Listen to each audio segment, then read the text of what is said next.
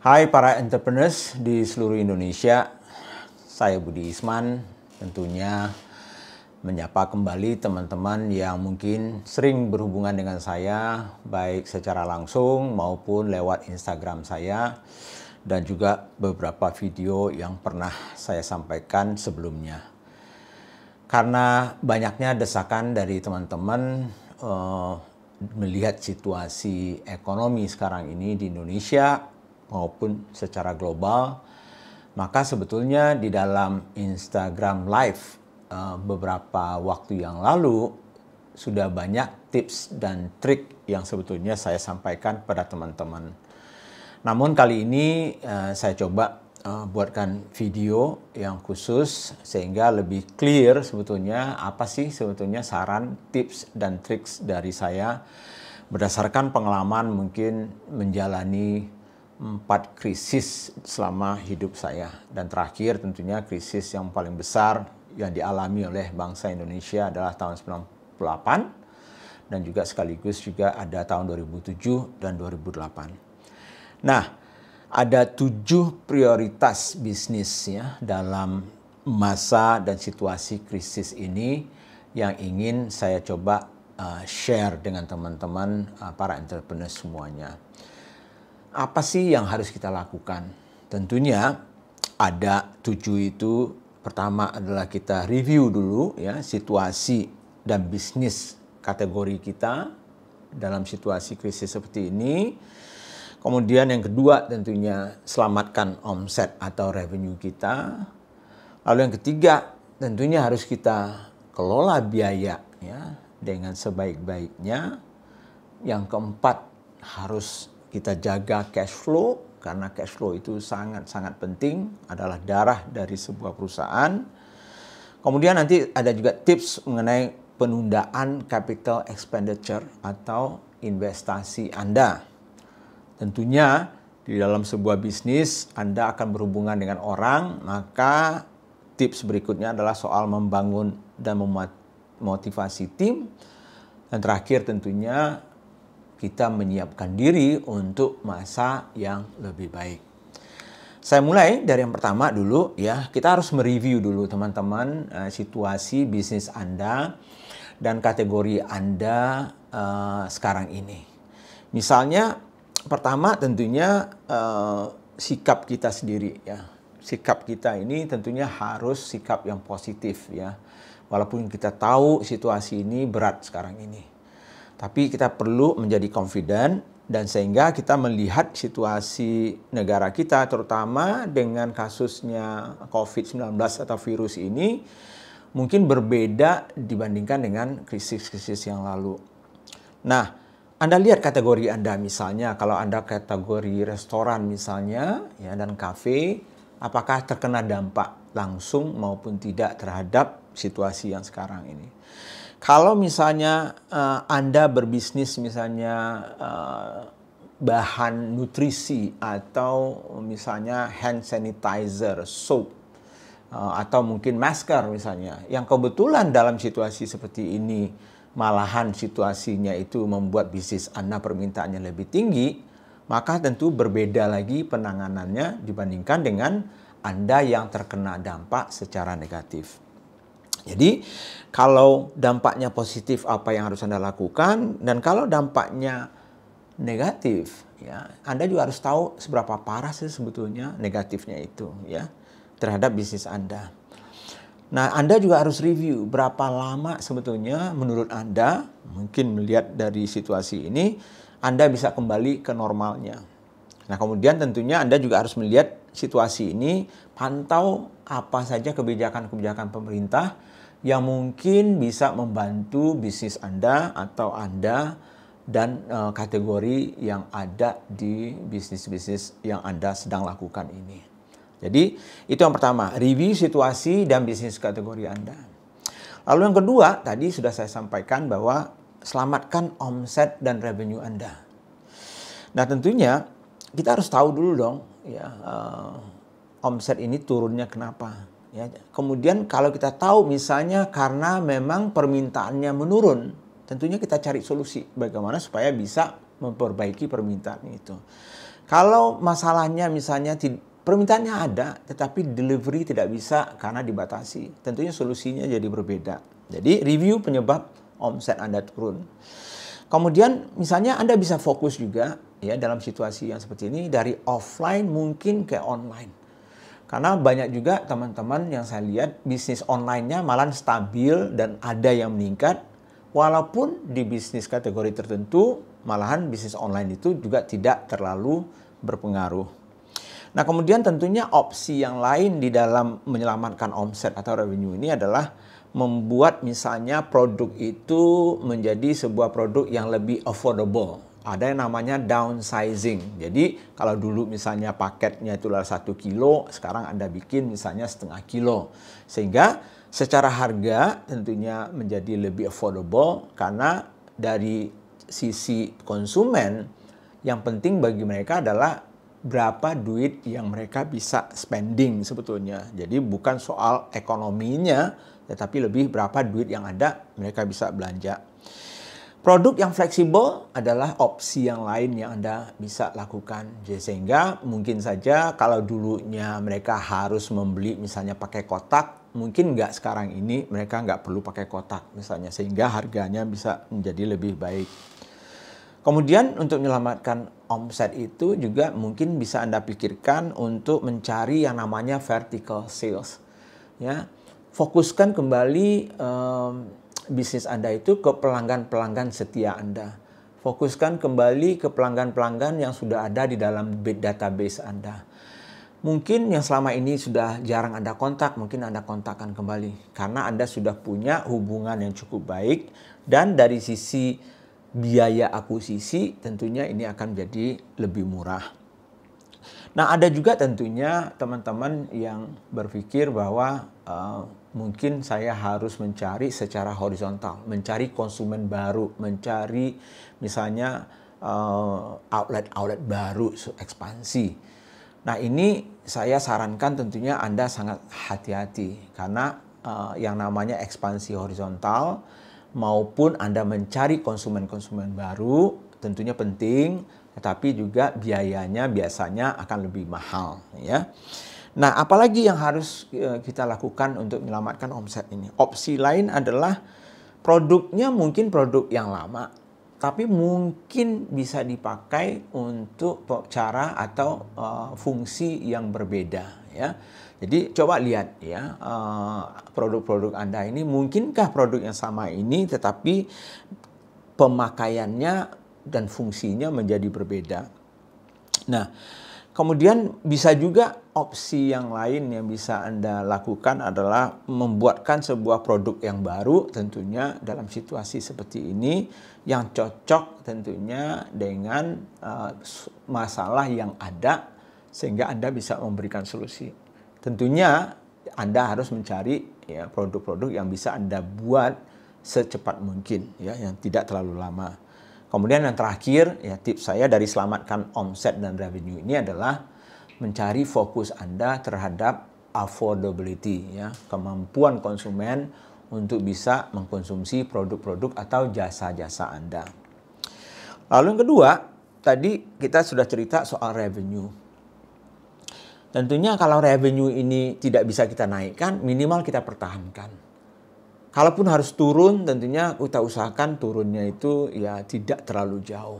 Ya, itu stepnya. Nah, setelah itu tentunya Anda harus fokus kepada pengelolaan biaya dan efisiensi. Jadi kelola biaya Anda seketat mungkin dan cari efisiensi yang bisa Anda dapatkan di dalam bisnis proses Anda.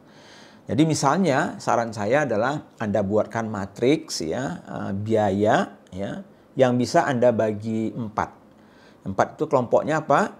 Biaya fix atau tetap ya, kemudian biaya variabel ya, kemudian yang ketiga adalah biaya yang must have yang perlu dan nice to have yang tidak terlalu perlu. Nah, kalau Anda bisa bagi ya biaya-biaya Anda itu dan masukkan ke dalam 4 kelompok itu ya. Kemudian buatkan list ya, buatkan list dari biaya yang tadi 4 kelompok itu dari yang terbesar sampai nantinya itu menjadi yang terkecil. Nah, kemudian ambil yang paling besar, mungkin Paretonya istilah saya ya, 80-20-nya ya, yang paling besar di situ. Nah, cari di situ peluang untuk Anda misalnya hilangkan biaya itu. Kalau tidak bisa dihilangkan, jadikan dia biaya yang variabel, kalau dulunya dia fix. Atau menunda misalnya biaya-biaya yang mungkin harusnya Anda lakukan sekarang. Nah, tentunya ada lagi yang bisa Anda lakukan, yang biasanya paling sulit dan paling emosional, yaitu mencoba melihat struktur organisasi Anda, struktur karyawan Anda. Kenapa? Karena biasanya ini adalah fixed cost. Nah, dalam melihat kembali ya struktur organisasi Anda ini, Anda lihat di mana peluang-peluang Anda yang dulunya mungkin di masa-masa yang masih bagus, seolah-olah Anda tidak terlalu memperhatikan bahwa mungkin ada orang-orang yang pekerjaannya separuh-separuh, mungkin cuma 75%. Nah, disinilah waktu sebetulnya ya untuk Anda betul-betul melihat siapa yang betul-betul bekerja sudah 100%, siapa yang belum. Nah, kemudian restructure itu, coba perbaiki. Dan kalau memang terpaksa Anda lakukan, walaupun ini pilihan yang terakhir, mungkin Anda harus kurangi juga dari sisi struktur orang-orang yang ada dalam organisasi Anda. Nah, tentunya salah satu biaya yang paling besar ya di dalam sebuah bisnis adalah harga pokok Anda atau cost of good Anda. Nah, HPP ini ya perlu Anda pantengin banget gitu ya. Anda lihat kembali apa saja formula atau isi dari HPP Anda. Dari mulai yang terbesar sampai yang terkecil. Nah, kembali seperti yang tadi itu, Paretonya diambil, 80-20-nya ya. Nah, diambil di situ, lihat apa yang bisa Anda lakukan di situ. Mungkin misalnya Anda buatkan formula yang baru, misalnya formula yang lebih efisien. Mungkin ada yang harus dikurangi misalnya ya, yang tidak perlu selama ini mungkin ada. Misalnya karton misalnya yang tebalnya misalnya 2-3 mili misalnya, mungkin bisa dijadikan 1 mili ya. Jadi cari efisiensi yang bisa Anda lakukan di situ. Nah, yang ketiga tentunya tadi revenue sudah kita cerita, kemudian kita juga sudah cerita soal biaya. Nah, darah perusahaan itu adalah cash flow. Nah, jaga cash flow Anda dengan baik. Nah, apa yang bisa kita lakukan, opsi-opsinya ya, tips-tipsnya yang mungkin bisa saya berikan kepada Anda. Pertama, sudah pasti Anda harus kelola uang masuk Anda sebaik-baiknya. Artinya apa? Seperti pelajaran yang sering saya sampaikan baik di Smart Business Map, SBM, maupun Triple Value, maupun misalnya CEO Workshop ya. Prinsip dasarnya adalah uang yang masuk kalau bisa tentunya sebesar-besarnya, itu prinsip pertama, dan cepat. Dan uang keluar tentunya kita berharap adalah sekecil-kecilnya dan kapan perlu ya lama kan gitu ya. Prinsip dasarnya cash flow. Sehingga cash in hand Anda itu cukup banyak. Nah, bagaimana caranya? Jadi pertama dari sisi penjualan. Kalau Anda kebetulan punya piutang atau Anda berikan tempo ya kepada misalnya minimarket, Anda menjual misalnya di minimarket, Anda memberikan tempo 1 minggu pembayaran. Nah, usahakan negosiasi ulang. Mungkin Anda menjual produk atau jasa Anda kepada sebuah perusahaan yang pembayarannya 1 bulan. Nah, mungkin Anda coba negosiasi ulang, mungkin nggak dipercepat. Kapan perlu ya, berikan insentif misalnya, potongan misalnya. Anda hitung-hitung ya, kalau Anda berikan potongan tapi bisa cepat cash-nya masuk, mungkin sesuatu yang bagus dalam situasi yang sekarang. Nah, tentunya di baliknya adalah uang yang keluar. Uang keluar biasanya adalah untuk pembayaran biaya-biaya, termasuk biaya-biaya bahan baku, ya, biaya supplier dan segala macam. Nah, ini juga tentunya Anda atur, kelola dengan baik. Prinsip dasar tadi itu adalah uang keluarnya kalau bisa kecil dan lama. Tentunya kalau misalnya selama ini Anda tidak dapat tempo misalnya dari supplier Anda, maka mungkin sekarang ini Anda coba negosiasi sama mereka. Tentunya win-win solution. Bukan berarti kita mau mematikan supplier, tidak sama sekali. Tapi bagaimana membangun hubungan dengan para supplier, kontraktor Anda, sehingga dalam situasi yang sulit seperti ini, ya kita sama-sama mencoba membantu. Kita hidup, mereka juga hidup. Ya, mereka hidup, tentunya kita juga akan hidup. Ya. Jadi kemudian tentunya bagian dari cash flow itu adalah bagaimana Anda mengelola persediaan atau inventory Anda. Nah, inventory itu ada dua biasanya, ya, bahan baku dan bahan jadi. Ya. Kalau untuk jasa, ya inventory-nya apa sih? Misalnya adalah resources Anda. Ya. Nah, coba Anda lihat kembali inventory-nya kalau bisa diturunkan. Ya. Kalau bisa nol, bagus sekali. Tapi mungkin tidak bisa. Tapi kalau bagaimana caranya Anda melakukan inventory control-nya, macam-macam. Anda forecast dengan baik ya kebutuhannya. Jadi kalau sales Anda lagi turun sekarang ini, nah kebiasaan Anda misalnya membeli 100, ya mungkin nggak perlu 100 lagi. Ya. Anda harus turunkan, sesuaikan. Nah kemudian negosiasi ulang mungkin dengan para supplier Anda. Ya, sehingga supplier Anda bisa memberikan ya inventory yang pas-pas aja dulu. Ya, sehingga pembayarannya pun juga tidak perlu sekaligus. Nah kemudian tentunya nanti saya akan bicarakan juga bahwa Anda harus kelola investasi Anda. Pengeluaran investasi yang cash-nya di depan cukup besar. Ini juga harus Anda kontrol. Apalagi yang harus Anda lakukan ya, dalam situasi krisis yang seperti ini. Yang sudah pasti tadi CAPEX, Capital Expenditure. Tunda atau batalkan. Ya. Kalau memang sudah terjadi dan memang harus Anda selesaikan, ya silakan. Tapi intinya adalah prudent. Prudent itu adalah hati-hati ya. Jadi tunda atau mungkin batalkan mungkin investasi yang betul-betul tidak perlu ya. Jadi review kembali total investasi Anda. Kemudian lihat investasi lama Anda itu bisa diatur ulang atau tidak. Misalnya masih ada pembayaran yang belum selesai. Anda sudah investasi nih. Nah, bisa nggak diatur itu ya dengan supplier Anda. Kemudian juga mungkin ada yang betul-betul sebetulnya ini nice to have saja investasinya ya. Mungkin itu batalkan saja ya. Dan kalau memang penting-penting banget ya dan bisa menghasilkan ya revenue dengan cepat investasi Anda, silakan Anda lakukan itu. Jadi fokus hanya investasi yang akan menghasilkan omset atau revenue langsung. Itu dulu. Sisanya di-review ulang ya. Nah, tadi juga saya cerita bahwa dalam bisnis itu organisasi itu penting. Orang-orang Anda inilah yang akan membantu Anda menjalankan bisnis di saat krisis maupun mengeluarkan bisnis Anda dari krisis ini. Nah, oleh karena itu perlu Anda bangun tim dan memotivasi tim Anda. Nah, caranya bagaimana? Nah, kebetulan isu sekarang salah satunya adalah soal virus. Ya, COVID-19 ini. Nah, pertama tentunya saya berharap teman-teman menjaga keselamatan dan kesehatan timnya. Ya, nyawa jauh lebih penting bagi saya dibandingkan uang atau bisnis kita. Jadi itu pertama ya, mungkin saran saya. Kemudian tadi sudah saya ceritakan soal cost tadi. Review kembali struktur organisasi Anda, cari bisnis proses yang lebih efisien sehingga struktur organisasi Anda menjadi lebih ramping mungkin ya dan lebih efisien.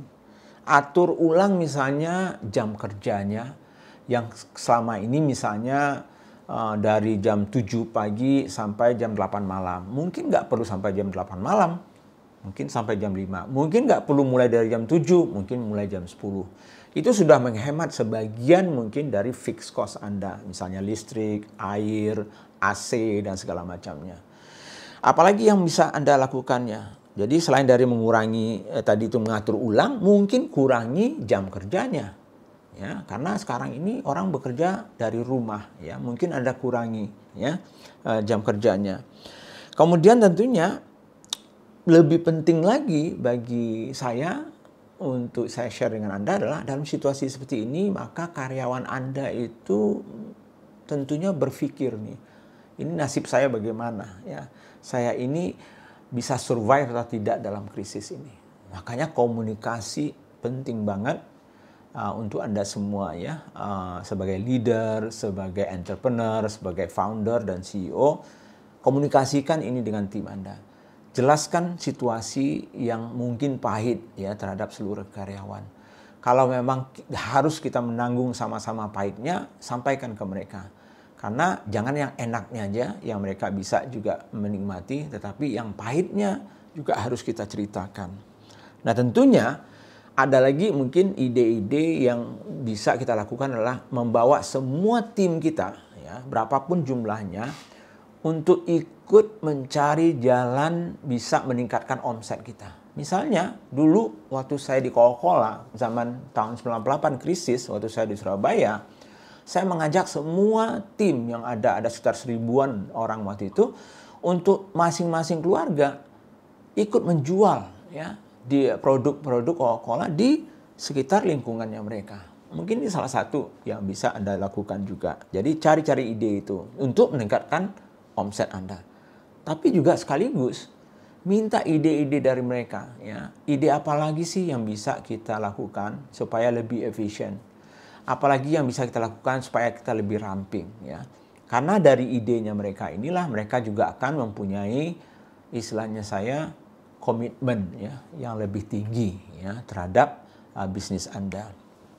Nah, terakhir tentunya walaupun dalam situasi krisis, ya, tadi pengurangan revenue, ya, cost harus di manage dengan baik dan segala macam, jangan lupa badai pasti berlalu, ya.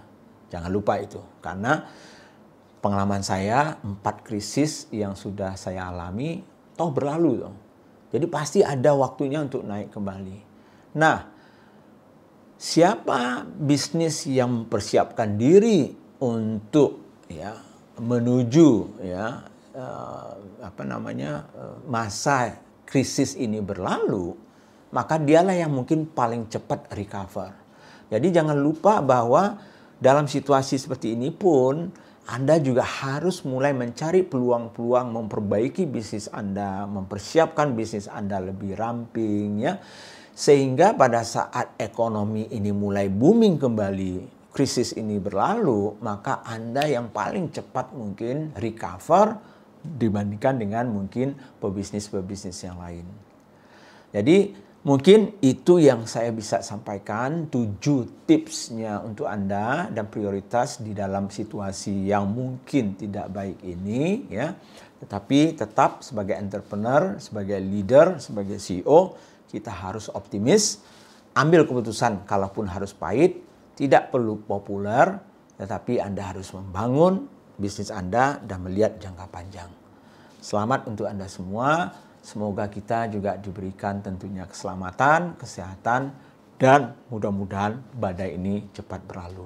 Terima kasih. Assalamualaikum warahmatullahi wabarakatuh.